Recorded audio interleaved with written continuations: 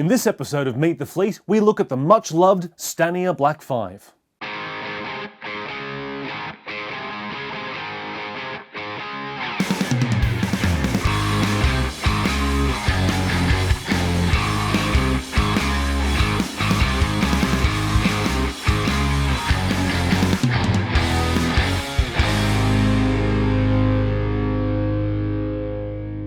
Hi and welcome back to Newton Grove. Now, if you saw my first Meet the Fleet covering my 5.9Fs, I told you that over time I would showcase more of what I've got.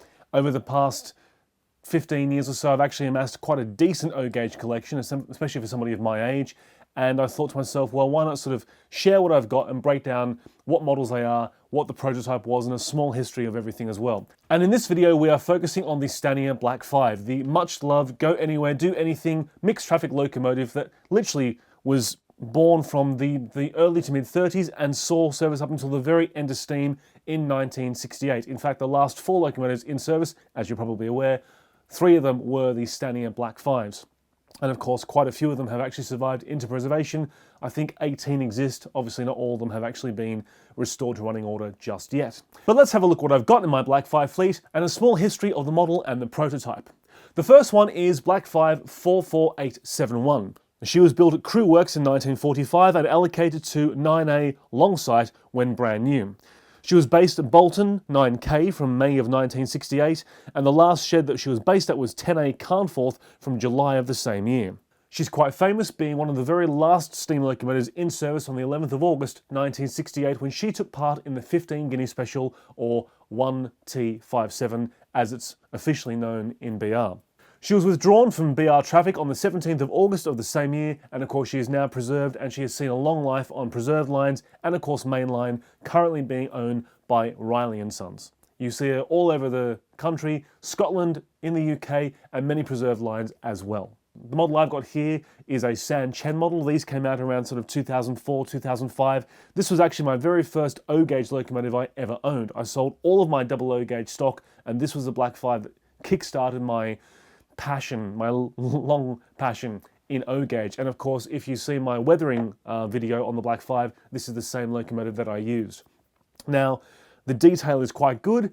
It's not as amazing as what we can do these days with modern standards, and we're going to come to that with the Ellis Clark Black 5. But for the money that they were, and for the fact that they're O-gauge, the detail, it's quite good. And my argument is when you see it on the layout, when it's running around, moving around with a train either at high speed or even slow speed in a yard, you don't tend to notice the missing detail as such. And hey, it is a model after all. So there you go, that is 44871. The next locomotive in my collection is 44894. Now this one is an Ellis Clark Black 5 locomotive and the detail is absolutely exquisite. My friend Nikki, who works at Ellis Clark, is the one who actually designed everything for their O-gauge Black 5, and of course that locomotive has since gone on to win multiple awards for Ellis Clark. It's a credit to them and Nikki. Now 44894 was built at Crew Works in 1945 and allocated to 26A Newton Heath when it was new, spent time at Rosegrove, Bank Hall and Lostock Hall over the years, and ended her career based at 10A Carnforth, being withdrawn on the 10th of August 1968, having a service life of 22 years, 11 months and 10 days. She was used on several end-of-steam rail tours in the Northwest in 1968, including the very last day of steam on the 4th of August, where she was turned out in immaculate condition. Sadly, 44894 did not survive into preservation and she was scrapped in May of 1969. Now the model I've got here, as I said, is one of the amazing Ellis Clark Black 5's. And the detail of these locomotives is exquisite. You've got the most incredible firebox detail, everything you've got from inside the cab to the backhead detail to the tender detail, everything. I mean, the return crank, no matter where you look, the detail is just amazing. I've actually taken this locomotive to a railway called Skipton. We featured it in Hornby magazine quite a while ago. It's a garden railway, but it's also got an internal railway as well.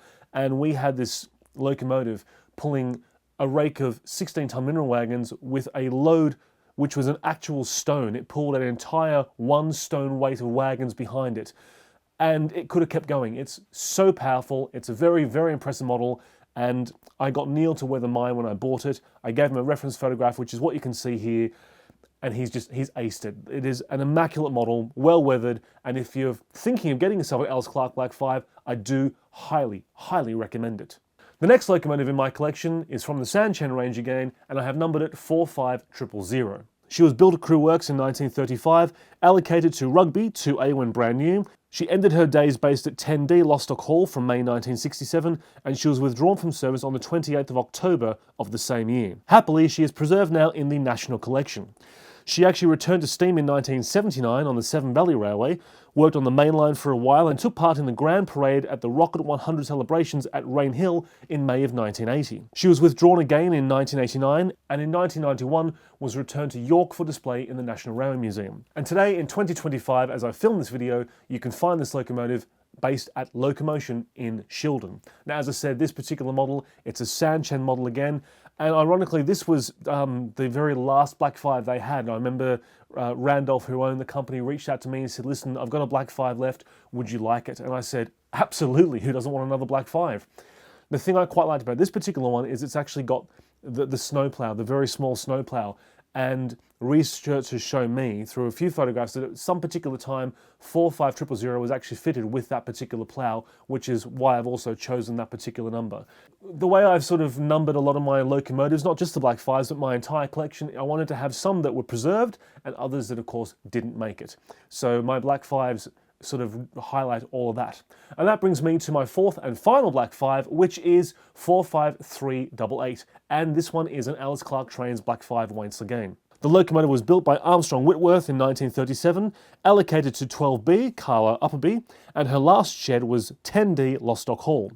She was withdrawn from service on the 10th of August 1968, having a service life of 31 years, 1 month and 11 days. Sadly, she was scrapped at Draper's in May of 1969. In fact, I've actually got a fifth Black 5 in my collection, if you want to call it a fifth. It's the same number, 45388, and I have actually used that for my Cashmore Yard scrap diorama, which I built for Hobby Magazine, and you can watch that video on keymodelworld.com. I will link part 1 at the end of this video. Please check it out. So there we are. That is my entire collection, for now, of Black 5s. I have to say, if you're wanting a Black 5, then I can highly recommend the Ellis Clark Train Black 5, because not only is it an incredible performing model and it can pull anything, the detail is just exquisite. I mean, Nikki and the team there really set the bar with the design, and I mean, I've seen the tool sample of the pugs which are coming out, and they are just, the detail is just as good, if not better, and I know that anything that they do further forward is going to be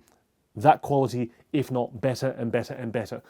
Now, the other thing is, there are different makers who do Black 5s. If you're lucky enough to find a Sanchen model, yeah, they're over 20 odd years old now, but they are wonderful, they're detailed enough, they perform really, really well, and I really recommend them.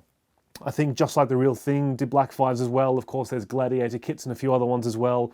But I've only got the Sanchen and the Ellis Clark ones, but if you want a Black 5, I can highly, highly recommend Ellis Clark Trains.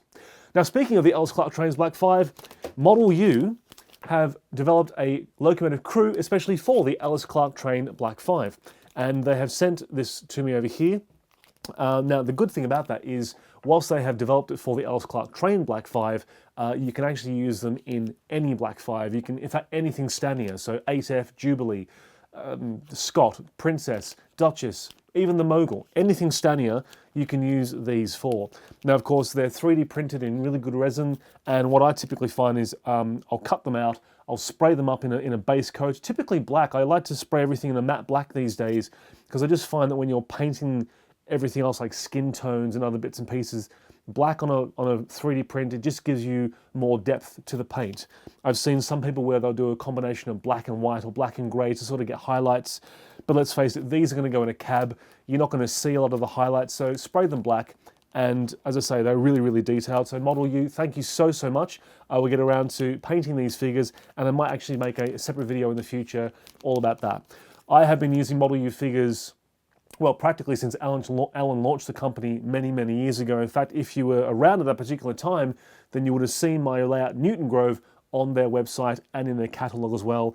I cannot recommend ModelU highly enough for their figures and other 3D printed detail, so check them out. Right, so that is now the end of the Black 5 Meet the Fleet locomotive. I hope that you've enjoyed that. If you've got a Black 5, leave me a comment below. What make is it? How do you find it? Is it LMS? Is it BR? Have you gone early BR, late BR? How does it perform? And if you haven't got a Black 5, what's stopping you from getting one?